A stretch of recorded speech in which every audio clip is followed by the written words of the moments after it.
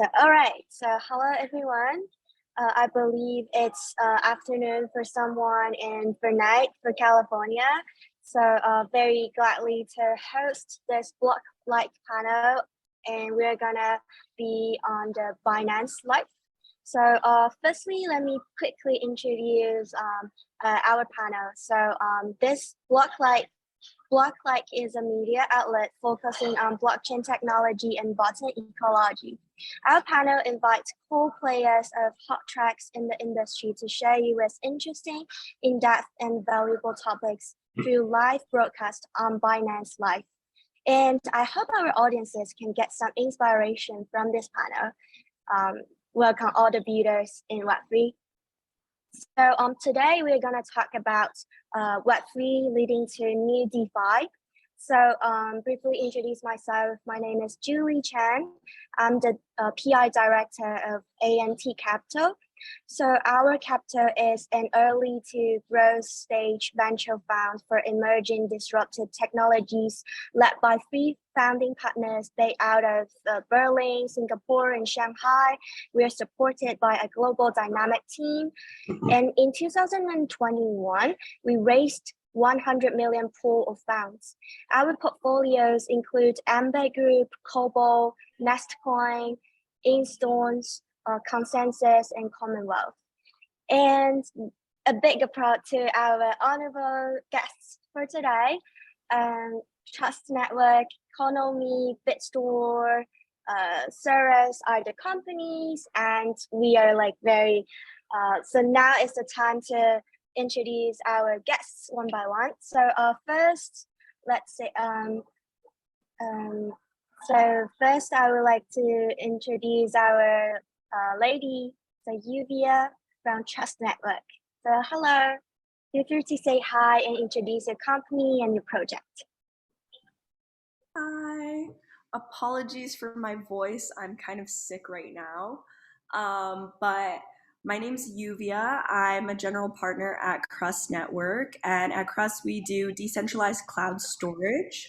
So we can do website hosting, app hosting, API builds, and also personal file sharing.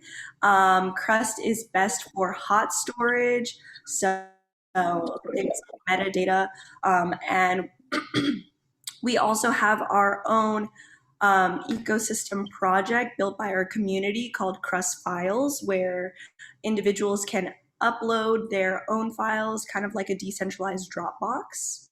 So that's kind of what Crust does, and I'm doing marketing for Crust in the US branch, but we have teams in Shanghai and Berlin as well. That's great.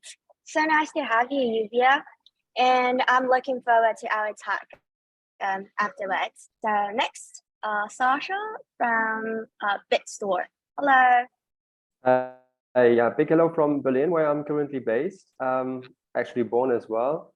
I have a background that is not really in first place connected to blockchain or cryptocurrencies. I'm an urban planner by profession. That was about creating urban experiences, then went into tourism, creating experiences there. But soon found my way into blockchain and cryptocurrency, like some, in 2015 around there. And started building up my knowledge, also started carefully investing. And now I'm with Bit.Store. I'm there the marketing director. I'm taking care of marketing activities, but as well as building our social media communities, creating brand awareness, and increase our customer adoption, and make sure that our user experiences is top notch. So what is Bit.Store? Bit.Store is the world's first Web3 investment platform that integrates fiat crypto exchange channels, that has social 5 features and expert investment strategies.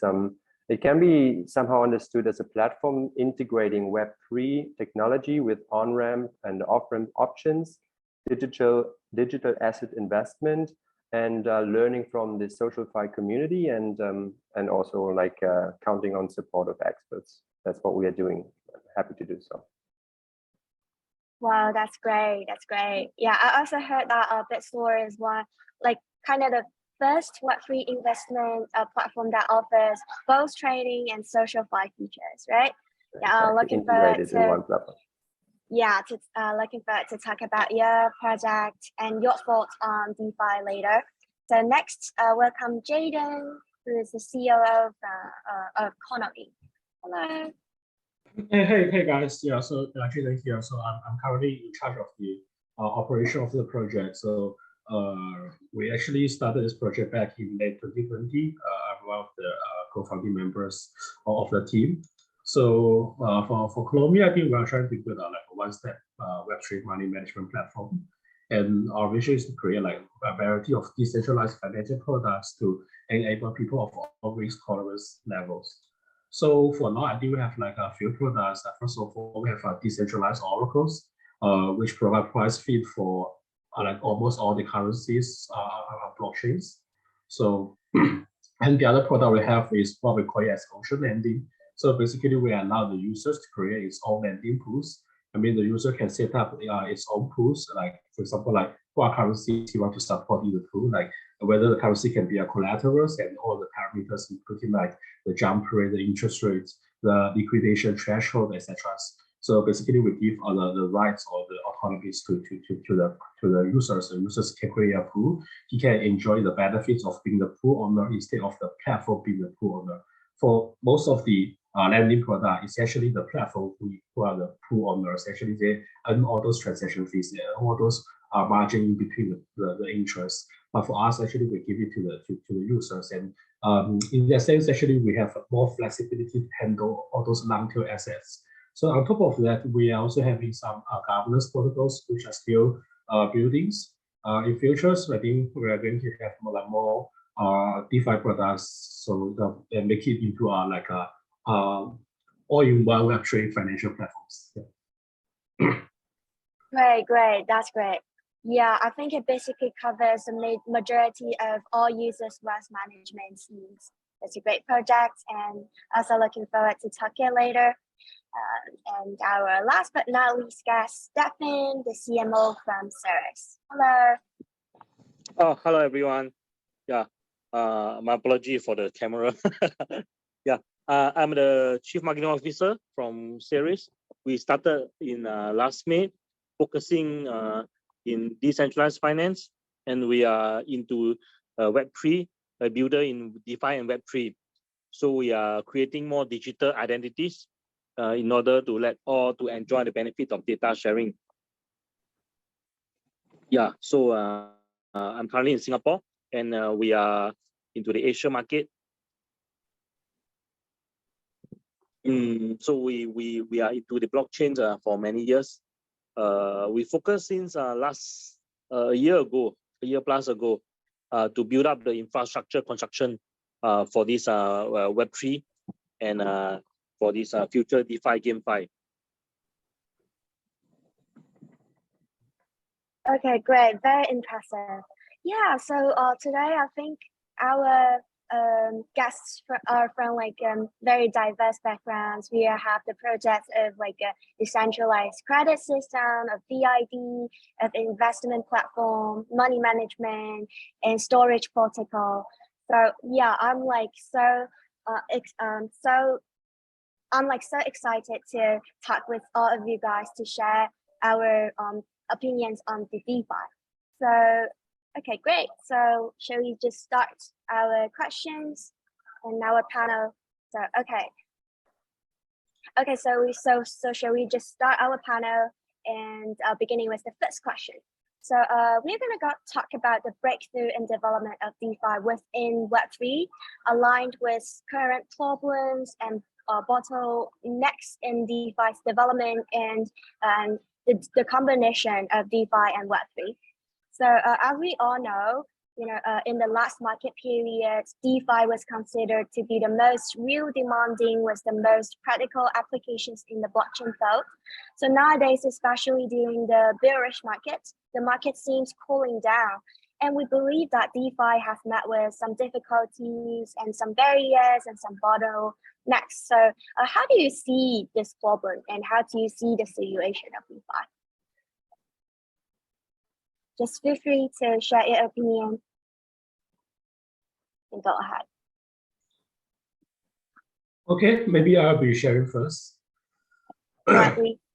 Yeah, so actually I kind of agree that I mean like DeFi is kind of like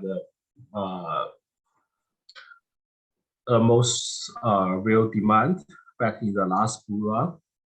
So like other tracks, for example, like GameFi, SocialFi, they are actually like evolved from DeFi. For now, I think there are some problems, but I would say it's a bottleneck, but there are definitely some problems. For example, if you look at the last bull run, I mean the TVL has been increased by multiple times since the DeFi summer in 2020 until probably the end, the early of this year. But actually, the increase in TVL is not really because of the increase in user base. The user base doesn't increase that much compared to the TVL. It's more because of the money, the injection of the capitals, which leads to the increase in the token values. Like a lot of tokens, they have been increased by multiple times. That's why the TVL has been increased by multiple times. So my point is that there are not many users in DeFi, even after this bull run. One main reason is because of like there's still like a barrier, a high learning cost for ordinary users to use DeFi products. And another problem could be, I mean, there's no breakthrough actually in the last bull run. If you look at the projects, all the top DeFi projects are now, actually they are kind of like built in 2018s or 2020s. Compound and RV was in 2019 and 2020. Uniswap was in 2018 or 2019. Yeah. So actually all those protocols, they are I mean those breakthrough protocols, they are actually built in back in a few years ago. So which leads to the limitations of the of DeFi. For example, I mean for now most of the protocols are for user base, but for institutional levels, I don't think there is good DeFi protocols for them. For example, like if an institution wants to leverage high frequency trading, so actually it's not supported by most of the layer ones, because I mean the TPS doesn't really support high frequency trading. So there is no product that's related to high frequency trading for institutional purpose. And another is because of now it's a bear market animation. So liquidity could be another issue. I mean, if you look at almost all the protocols across the markets, there's like a significantly drop in terms of liquidities. So yeah, so maybe I feel like there could be more protocols to help those larger protocols to kind of like increase their liquidities. So yeah, so that's maybe my personal opinions on current problems with DeFi. That's great. That's great. Sascha, would you like to go ahead? Of course, I can.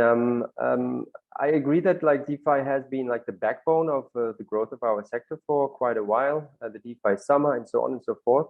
But I think it was kind of a gold rush scenario, and that was not very sustainable for our industry. So we have forgotten a bit to look beyond only DeFi. There's much more to talk about later. But what I believe is like the attention that attracted a greater audience, which is good in general, also brought a lot of people that had no knowledge in that field. And jumping into that gold rush and not thinking, not having the knowledge, not doing due diligence, not really investigating those projects, made people lose a lot of money. And that we are talking about people that had their life savings invested in projects, in loops that were like staking, lending, borrowing, again staking, and so on and so forth.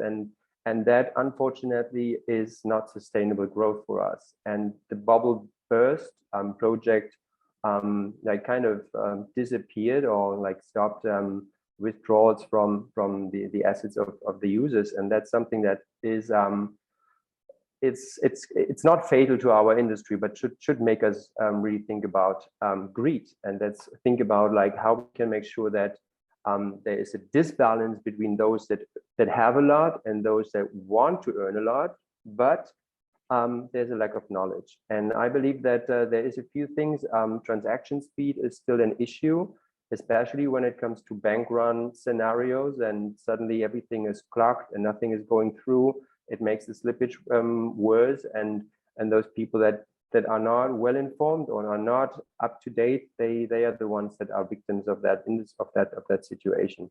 So I believe, like, in terms of sustainable growth, this has been a horror scenario, and I also believe that taking a step back and rethink and reconfigure and reassess the situation of our industry is definitely necessary. So I believe that we are also facing now a more strict regulation from public authorities. And I think it's also something that we should not only deal with, but also embrace, because only if we have certain framework that allow people to jump into that world with certain security and consumer protection, only then growth can be sustainable and long lasting. My colleague just mentioned it, there is higher entry barriers right now, but giving them a more protective environment and making sure that there's no fraudulent projects or scam investors, and also make sure that there's no unjustified risk that those new investors, retail investors as we call them, are running, and that makes vaporize their assets in hours and mostly forever. So that just from my view, we here at Bit.Store, we also try to grow organically, and we try always from the very beginning to comply with tax regulations and the money laundering laws that they are in place. So to make sure that our users have this protected environment where they know what they are doing. And with the social FI community that we have, we also have the support from more seasoned investors or better experts that I'm happy to share to make sure that your investment is long lasting and not just disappearing within seconds. So that's my take on that. Okay, great. Very well said. I'm like totally agree with both Jayden and Sascha about like the very high tech barrier and those like you know, the common users. For them, the entry is like too high and they lack of knowledge, and we're lacking of, you know, institution projects. So for the DeFi, the fundamental part is missing, and also because of the gas fee is too high, and there are more restricted regulations. So yeah, I totally agree with all those points. So yeah, those can also be the problem, but I also believe that since we are now at the bottleneck, you know, if we have the chance to break through it, we're gonna have definitely the best period, the better periods of DeFi than ever. So yeah, what about Yuvia? Would you like to share your points? Yeah, I totally agree with Sascha, but also I think another thing to add is like so many people during the DeFi summer, like it was only DeFi projects that kept popping up, but there have to be other projects to invest in for DeFi to work. Like there have to be people that are actually building things. So I think to get through the bottleneck, we're definitely going to have to see some new inventions, new things popping up. And on top of that, I think another problem with DeFi is that a lot of these like DeFi banks are not actually DeFi. They're not actually decentralized. They're just like centralized banks that invest in Web3 technologies. And a lot of them, like in the US, they're not FDIC backed. So if they over leverage themselves and then they lose all your money, there's nothing you can do. Your money is just gone. So I think that's kind of just a scam for a lot of users. They don't realize, they think, oh, this is a bank. Oh, I can make really high interest rates. So they, in their mind, they think it's just a high interest rate account, like a high yield savings account, basically. And then they don't realize the risk that comes with it, because these DeFi banks, they make it like gamified, or they make it like really easy to use. So it just seems like, oh, it's so simple. I put my money here and I get 20% APY. But they don't realize the risk that's coming with it. So yeah, I think that was one of the biggest problems. Yeah, exactly. So well said. Especially during these days, you know, with the call of Terra, Luna, and the conflicts and the trouble that the 3AC, Blocklike are facing. So we're like seeing so many DeFi projects, even the big ones, the greatest ones into trouble. So yeah, we are really facing a lot of like those problems, and we are really gotta solve them to get through it. So what about Stefan? Do you have any ideas to share? Go ahead. Well, although the decentralized finance is cool because of the bear market, but decentralization has higher advantages in efficiency and cost compared to traditional centralized finance. So we strongly believe that more and more capital and financial professionals will enter the market into the decentralized financial field. So for Ceres, we are paying attention to the difference between the traditional financial field and DeFi. And we are looking for market needs and opportunities over here.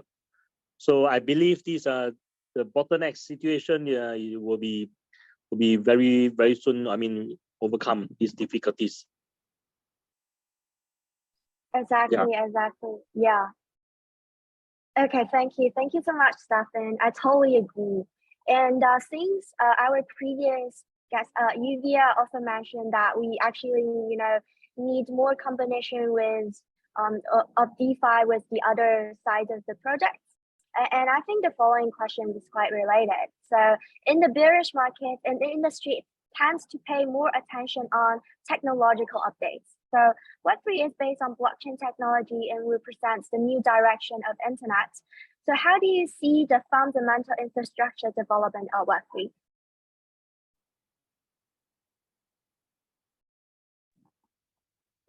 So maybe I can start, because I have to say, like, how the question is phrased is just fantastic, because it says like the new direction of internet. And just recently read an article about Web3, and it says actually the future is a process, not a destination. So it's a flow. And I think when talking about Web3, it has been talked a lot, and I think it's ongoing, and we are evolving. There's definitely something that we can build upon already, and we are changing, and we are learning from previous mistakes. And I would quote again Mr. Churchill, Prime Minister of the UK back then, who said, like, never let a good crisis go to waste. And I think that is also something like, hey, we clean up what we've broken right now, but we build it stronger. We make it more diverse. We create more use cases that go beyond just DeFi. We are integrating all those pieces that have actually worked in DeFi in other spheres of our blockchain world and sector, and make it more resilient for future crises. So I believe that since Web3 is not led by one entity, it's like it's a collaboration process with so many people and individuals and organizations involved. Is that there is also like a really nice vibe of partly competition. It's kind of a dialogue. It's a support. It's a network that really has an idea, a vision, and we are going into the right direction at a pace that should not be too fast. Because I believe, like, if we build something, we have to build it solid, and there is completely new technology developing, may it be new layer 1 projects or even layer 2 projects, and with the support of foundations like the Web3 foundations or others that give grants to those smart and bright people, I think we will have a future. And I definitely believe that Web3, with the sovereignty of data and identity and destiny, is coming, and it will not hold back. It will develop at its pace, but it's unstoppable. And what we have created so far is the first steps, but nothing can stop that development. That's what I think, and I believe is pretty much what and then actually I can add that Web3 is not only DeFi. We had that before already. We always forget about certain things, and I just also read recently that Colombia is having now like land title registry in form of NFTs, which is like there's an entity that issues those land titles as NFTs, and once you have it, you can trade it, or you can verify that you are the owner, you have the ownership of a plot of land without any third party anymore. And I think this is something that we have to look into, to see that this like no third party involvement in many projects, also run or initiated by governments, is something that will increase in importance in our sector. Amazing, sir. Amazing points. Yeah, I totally agree. If we want to build Web3, we have to build it solid. You know, it's like Rome is never built in one day, so you can never be like Web2, boom, Web3. It's like it's a long process, and we are building it. Yeah. Okay. What about Jayden? Do you have anything to share? Oh, okay. Yeah, sure. So of course, like we believe like a variety of Web3 fundamental infrastructure are flourishing, and a large number of the industry elites are actually fulfilling the promise of Web3 to the world.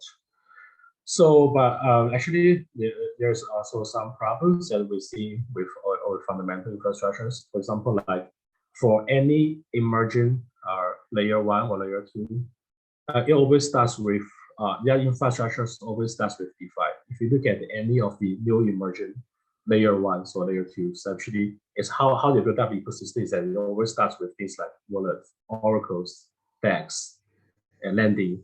Then maybe they have other projects. So it's kind of like all the fundamental infrastructure are still around DeFi. But there are also some problems we see. For example, like DApps, actually it's very hard to maintain if you compare to Web2 apps or Web2 internet products. It's because of the data and codes which are published on blockchains that it's harder to modify. And another thing is it's pretty hard to manage the users.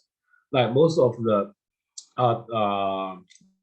blockchain projects, actually they don't have a large user base compared to those traditional Web2 products. But if the user base grows in the next round or something, then I think it's very hard for the project to manage the user. For example, like a user could have like multiple wallets. They could easily like crash down your networks. Because for example, like when we are doing some testing, internal testing, like one of our QA, they could use like 200K of wallets to log in at the same time, which could easily crash the network or even the layer 1 blockchains. I'm not sure whether you guys remember, like last year, somewhere in November, Solana was like down for like a few hours, then restart the block. It's also because of like the huge amount of user base. Because of that, there are like 4 to 5 projects that start their IDOs at the same time, so which break down the network. So in that sense, I believe that there should be like more fundamental infrastructure which can improve the performance of the layer 1s or layer 2s. And another thing is there could be like fundamental infrastructures that help the project to manage their users. Yeah. Absolutely. Yeah, I think you brought up a very deep point, and a very actually important point is like, you know, all the great projects cannot live without users. So the user growth and user base are actually very essential. Yeah, I totally agree. So Yuvia and Stefan, yeah, just feel free to open your mic and share your opinions. Yeah, and if not, it's totally fine. We'll just move on. Yeah. So Yuvia, do you have anything to say?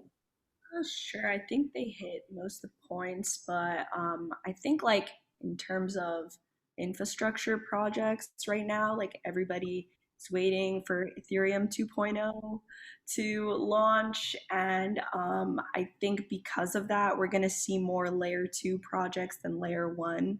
I don't think people want to compete with Ethereum anymore right now, and there's also a lot of speculation on Twitter about whether or not some famous layer 1 projects are going to become layer 2 after the update. So yeah, I think that's the big updates we're going to see soon. Interesting.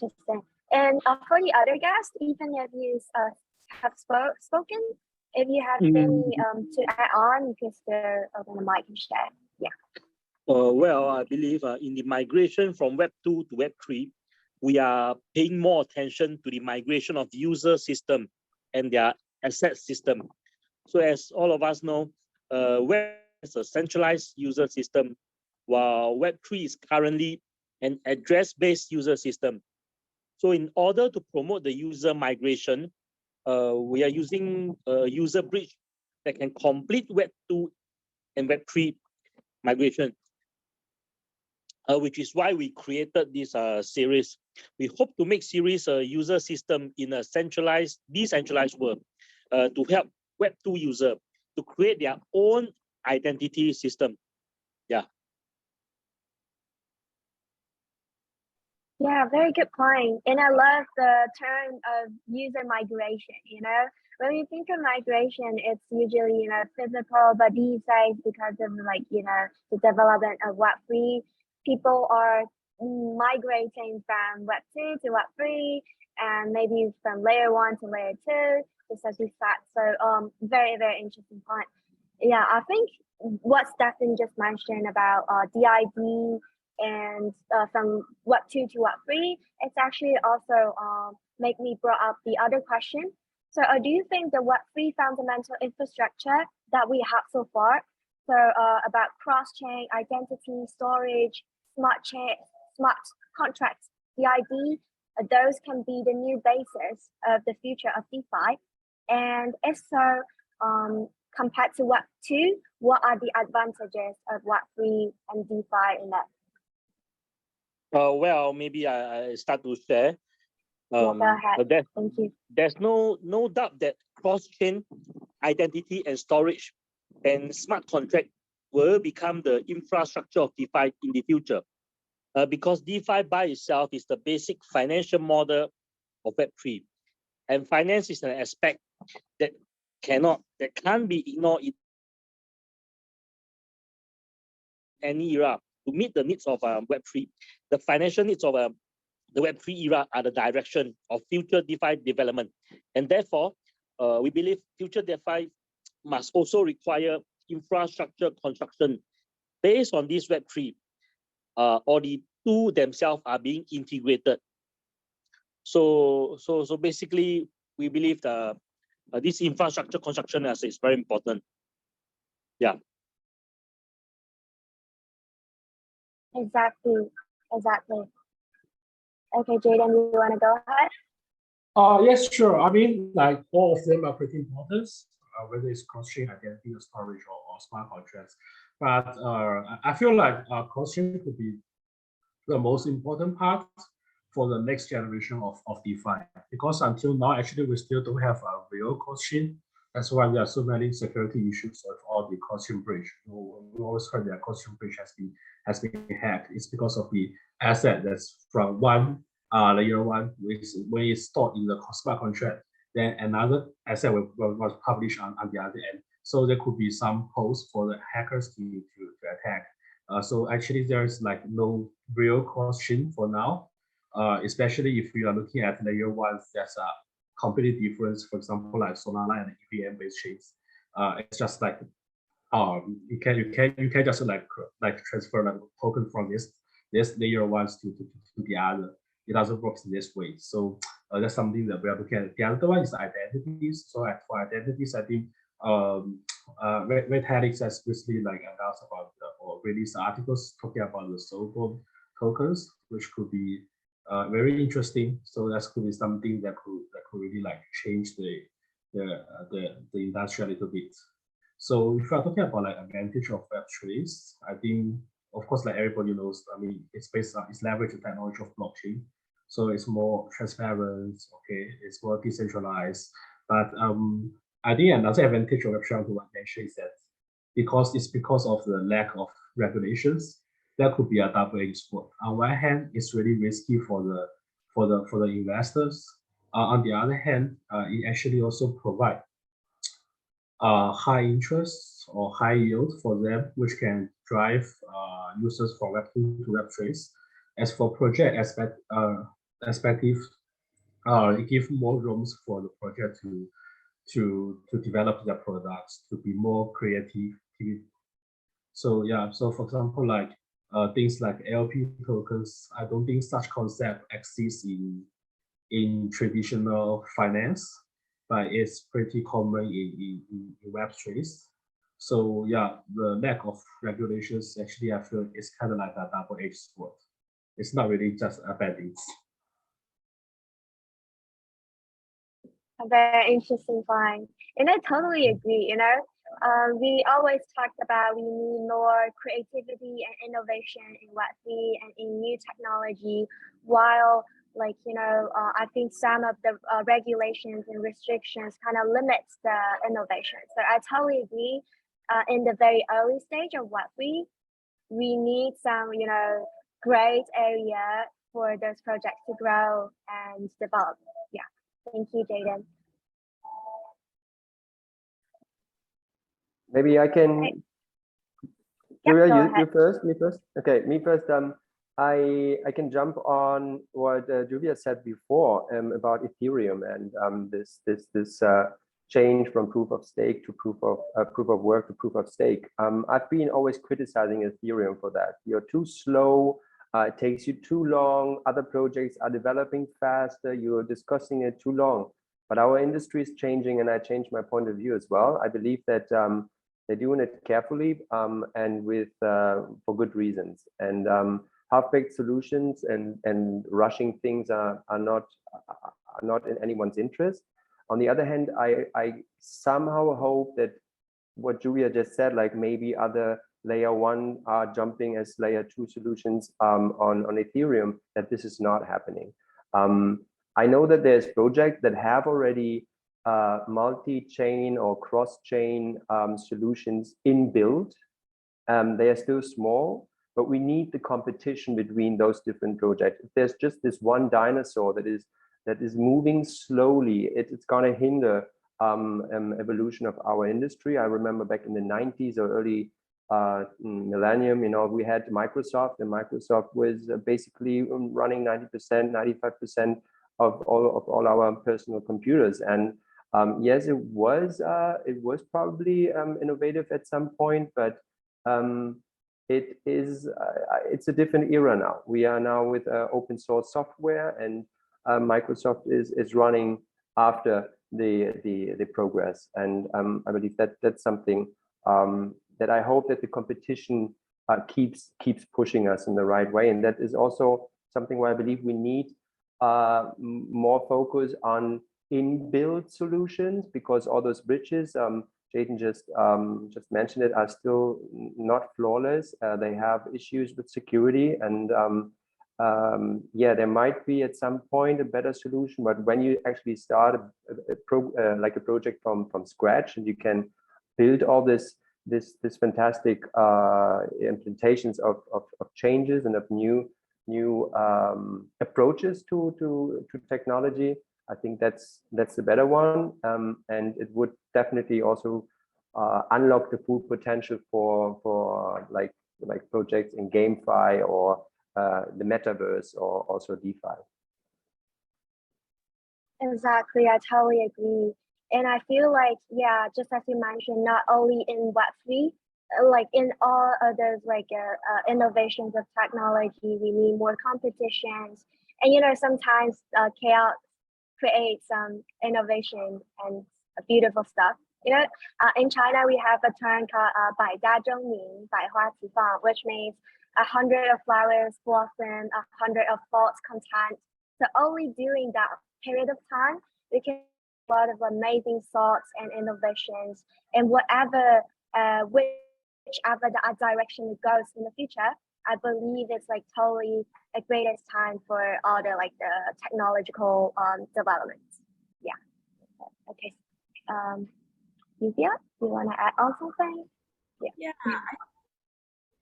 They definitely touched on a lot of really good points.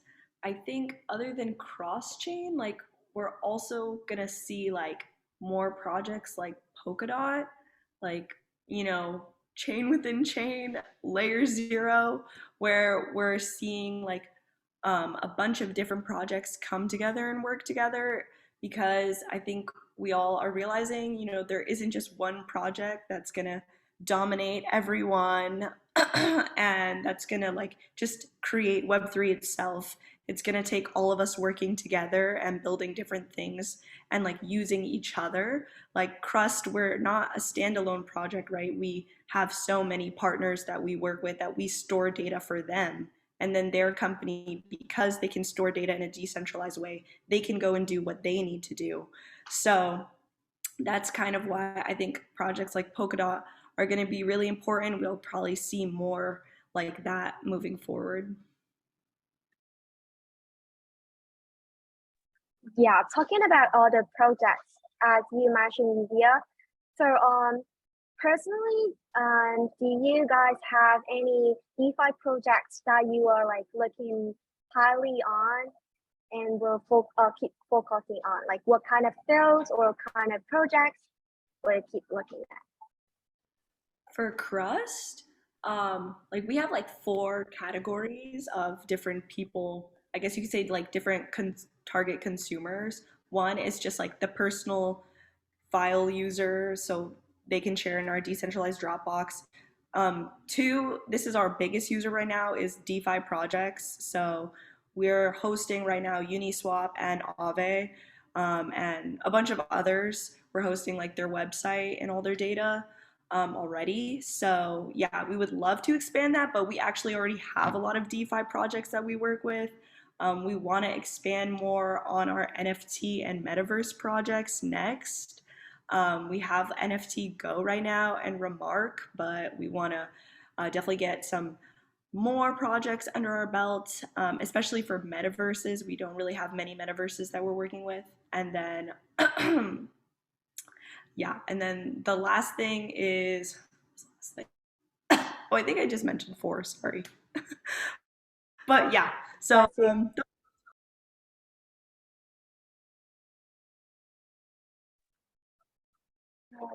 I audible now? Okay, cool.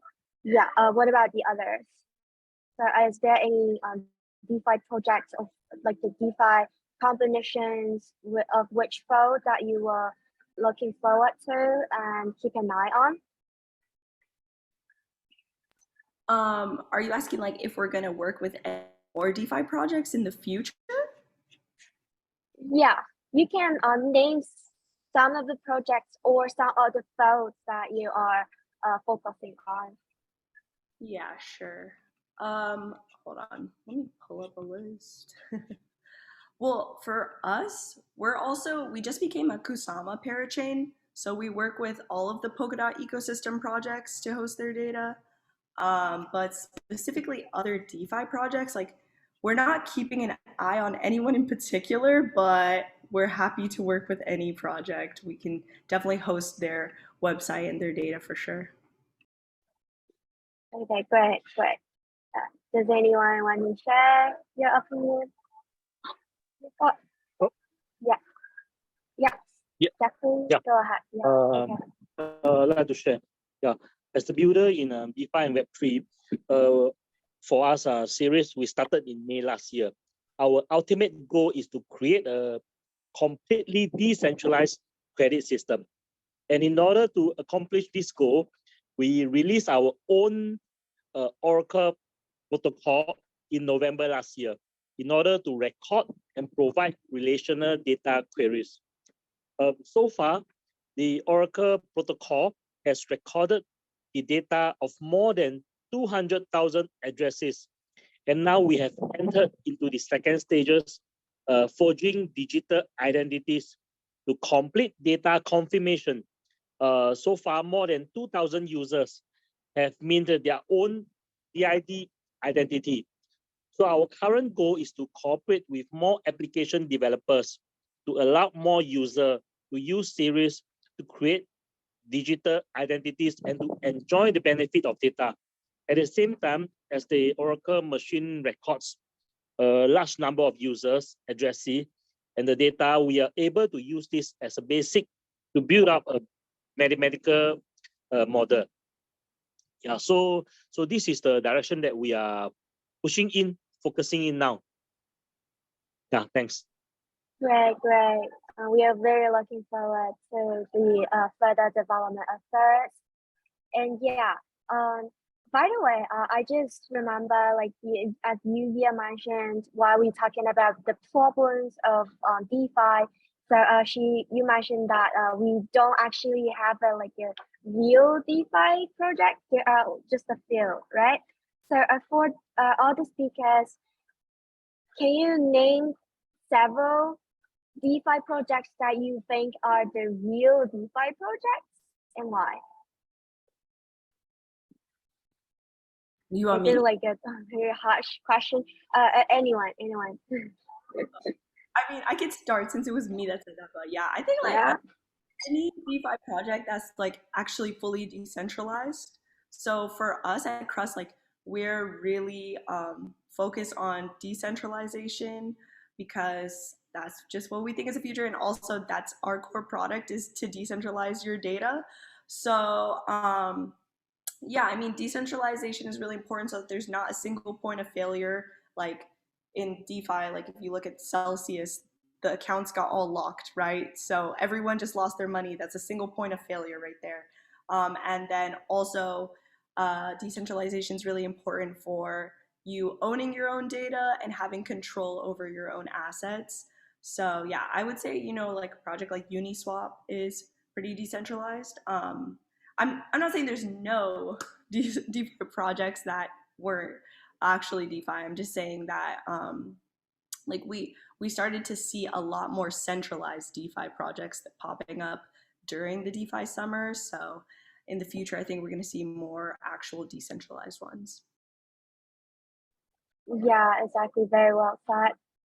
Yeah, and I also think with the combination of Web3 and DeFi, so compared to the traditional DeFi, Web3, it kind of have add on some so into the DeFi, For example, with like DID, we can put labels on those address on chain, and we can accurately label those DeFi address, and we can help the projects to recognize wallet holders, smart money. So it won't. I believe in the future, it will be less and less witch attack issues for on the optimism and those airdrops issues, and also because compared to Web2, for the storage. So for the users on chain, their data are very likely to be stolen or something, especially in those areas. So in Web3 in DeFi, so users can automatically manage their own data, and they don't have to register several accounts. So as the data is on chain, it's like easier, more convenient, and I think that's all our builders in DeFi and Web3 are building on. So I'm very appreciative for all the speakers, because you guys are the real a contributor to DeFi and building up the ecosystem. So yeah, actually besides DeFi, so what we know, what is very heated topics in the industry is DAO, SocialFi, GameFi, DID, NFT, and storage. They're also very heated. So in the process of moving from Web2 to Web3, so what else projects and applications should we keep an eye on or focus on? Maybe I start.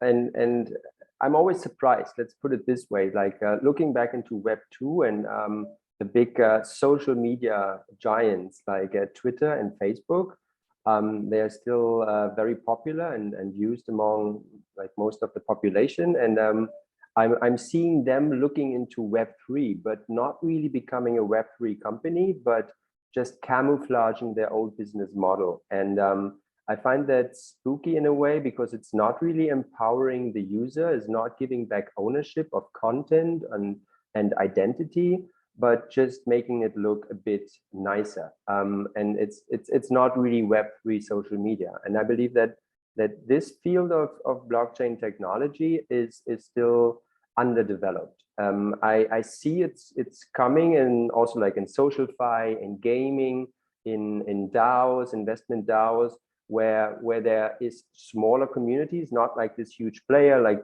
Microsoft or like Facebook, but there is still a lot of potential there in social media for Web3 applications. I believe like community-owned social platforms, I think are something that we're gonna see more, despite like just the old DeFi world. We understand ourselves at Bit.Store as well as a social media player, because we know that humans are social beings. They like to share, they like to consume, but they also like to be guided in a way. And that's what social fi is about, what we are about. We bring together the seasoned experts that can bring in their knowledge. It's their sharing, and it's those that have not yet a level of knowledge that allows them risk-free investment. We bring them together, and they share that on their platform. And it's the users that own the knowledge and the content, so they should make money. They monetize on that, and that's our business model. So if you share your knowledge, if you share, make your portfolio transparent, your moves, your trades, people can learn from that. They can follow you, and you get paid in our store token. So there's an incentive for you to bring content, to create content, to teach, to share, and at the same time, you bring up a new generation of users to the next level. And I think this is a community focused, community based, and ownership is in the user's hand, and that's something that we are seeing is working pretty well. The metaverse is something that I've been very critical, but I'm willing to change, and I'm seeing it now. Just recently did a bit of research on that, and it's just amazing what is possible, because it's a huge wide world, and it can actually integrate everything that already exists. May it be DeFi in their own metaverse economics, may it be NFTs in terms of skins that you put on your character, or land ownership, or designing of your own apartment. It is collectibles, but it's also identities that you have, and like currencies that you use.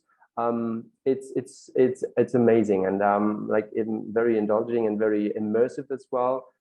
Sometimes creepy again, but I think there is a lot of things, and even if Facebook now is calling themselves differently, it must be for a reason. But yeah, not all those projects will see the next stage, but there's definitely potential. I have something that might cause a bit of unrest among the cryptocurrency world, and that is the role of governments and central banks. The central bank digital currency is pretty interesting.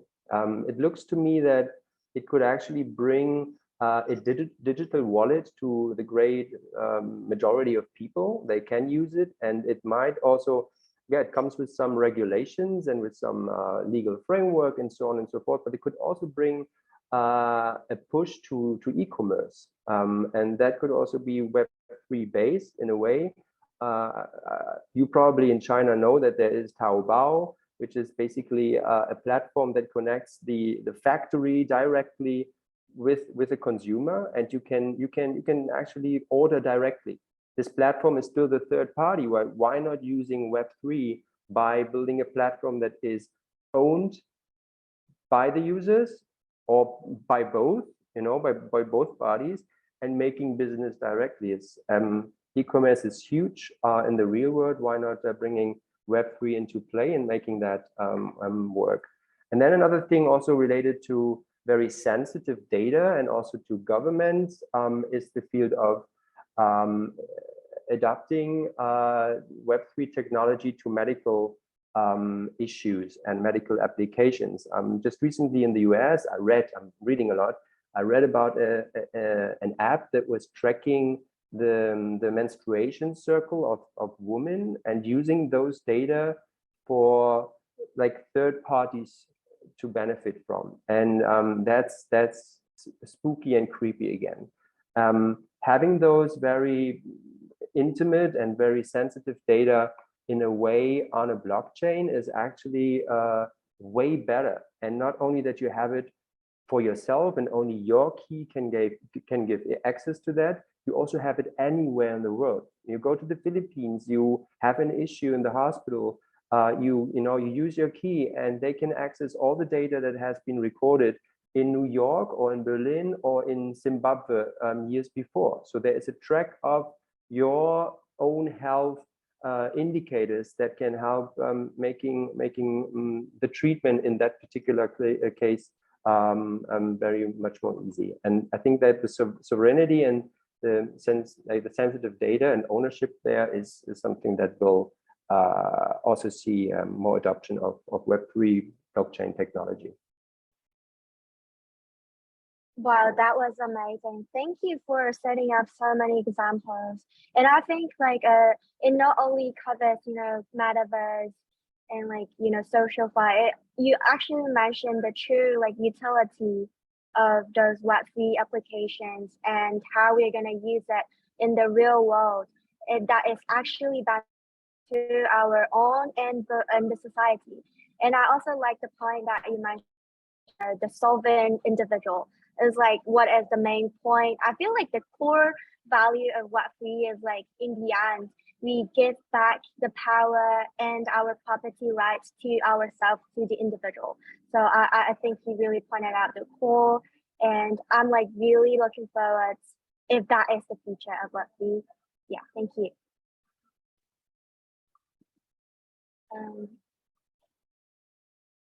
What about the others? I'd like to share. Go ahead. Thank you. Well, I believe the science of Web3 is that the ownership of user data belongs to himself. And after the ownership of data belongs to the user himself, how to use the data ownership to create benefit for user will become the next key point. And using data to create benefit for user is also Web3 as the biggest evolution point relative to Web 2. So therefore, if an application of product can make new user to feel the excitement of using their own data to obtain the benefit, and we believe this application will definitely be sought after. Yeah, thanks. Yeah, exactly. Exactly. I think both Stephanie and Sascha are pointing out kind of the similar point is that we really need to build up some Web3 projects that are really beneficial to the users and to the society. So I actually attended a Twitter space last week talking about utility of NFTs and GameFi. So the Axie Infinity, one of the speakers came out and say they're actually, using the money to help the members of the guilds to offer them the real education in English and help them to do the coding education. And some of the members of some of the projects also mentioned, even the staffing is a Ponzi, but it's actually changes some of the health conditions of a lot of users. Some of the users get back to the playground and started jogging. So I think that's a really amazing point of Web3. And talking about DeFi, what I think the users are truly expecting and are truly definitely gonna change the Web3 vote is some projects that are not only just offer not only the high APY, but it actually has the true utility that are beneficial to the world and to for good to the society. So yeah, very good points, Stefan and Sascha. I think this question is very perfectly elaborated. Yeah. So if we don't have other opinions on this question, I may have one last question for our speakers. So as the leaders in DeFi and Web3, do you have any progress of your project to share with us? And what will be the next milestone you're going to achieve this? Yeah, please feel free to go. Please feel free to go ahead. Yeah.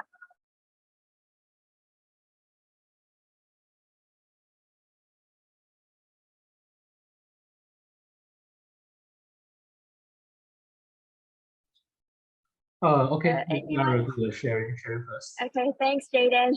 Yeah. Actually, I already give a project at the beginning of the meeting.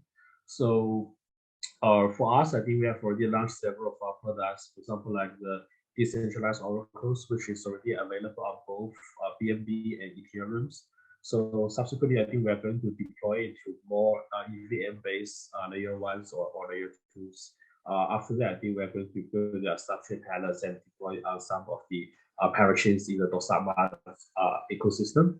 So apart from the oracles, I think we have also just launched the alpha testing for our lending protocols. So the lending protocols is already available on BNB mainnet, which means you can use real assets to test the products. But we do have several limitations for this period of time. We cap each pool at maximum TVL of 300K, which is relatively small, because for now, I think it's more about testing. So we also limit to the number of pools. Currently, we only allow 2 pools. After we are done with this phase of testing, we are going to eliminate all the restrictions, so user can create their own lending pool freely, and there is no TVL caps. Then after we launch the lending protocol officially, I think same logic, we are going to deploy it to more EVM-based layer one. After that, I think it's about to make the product more decentralized. We'll have more validators, and we're also building governance protocols for the communities to participate in the project decisions.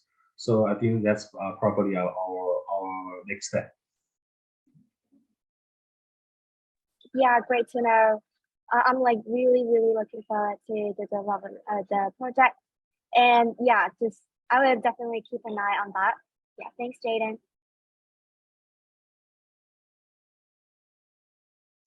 Yeah, thanks. Yep. Yuvia, do you want to share? Yeah, sure. So recently, so I guess the timeline of our company is we started in 2018, and we launched our mainnet about 1 year ago. So it took us 2 years to prepare everything. And now that we launched our mainnet, we launched our decentralized storage marketplace to make it completely permissionless, to store your data and to make storage requests. And we started integrating into the Polkadot ecosystem as a Kusama parachain. So we created not only the Crust files, but the Polkadot files as well. So you can access that through your Polkadot wallet if you want to store your data. And on top of that, we hope to become an actual Polkadot parachain. So we are going to be migrating our native blockchain data over into the Polkadot ecosystem. That will take some time.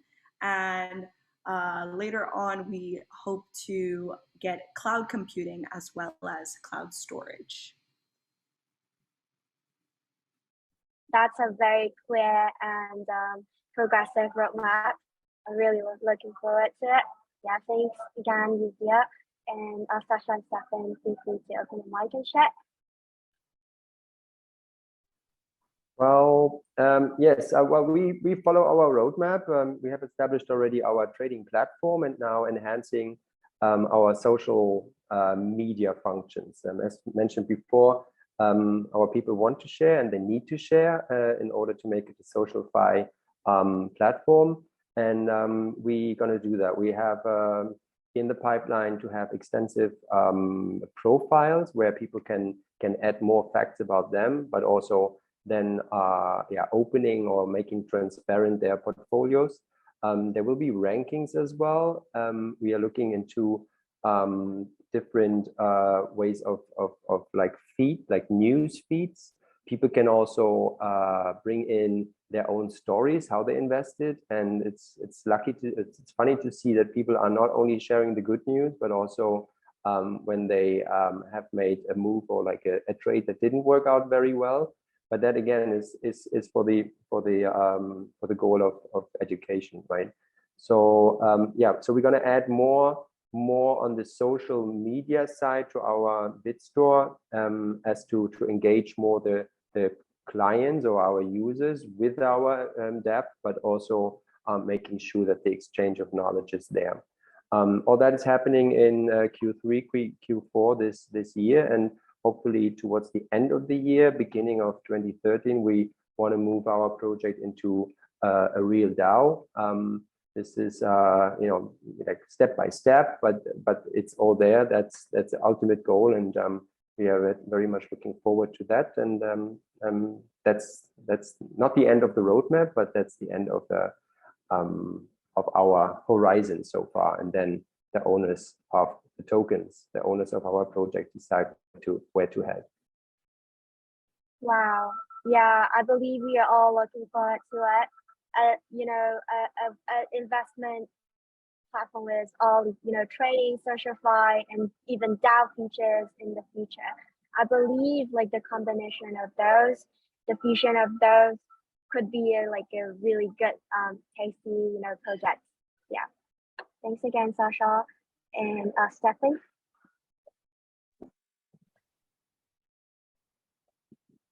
Oh, well, I believe it's a matter of time that for us, Ceres, to promote this DeFi and Web3 to build up more user. So we are focusing more on the building up the infrastructure and using this user system to provide more benefits to this user to build up their own digital identity system. Yeah. Great to know. I'm like big applause to all our speakers and your wonderful, amazing projects. And I'm like really looking forward to the promising, you know, roadmap. So for me, yeah, seeing today, I think we covered various topics of DeFi. Basically, we talked about the difficulties and barriers of DeFi that we are facing and the solutions that we may have to get through it. We also talked about, you know, the advantage of the Web3 DeFi compared to Web2 or the traditional DeFi. And we also talked about, you know, all those real DeFi projects and as the project's founders and directors, you guys also elaborate the roadmap for us. That was like, I really appreciate it. So for me personally, I feel like DeFi is like really have the quick rate of innovation. So it based in, you know, the decentralized financial ecosystem is like consistently building up, you know, the capabilities and experimenting with the new capabilities. So the beat-centric natural of the DeFi, I think is the most essential part. And it has transformed into a rich ecosystem embedded with groundbreaking financial services. So in functionalities where central financial services have threat, I believe that the DeFi space have been working to deliver more ways and more innovative, amazing way to solve the issues. And I totally believe that with all the contributions and builds with all the Web3 builders and DeFi projects, we have like a very promising future. And I'm like, again, very appreciate and I want to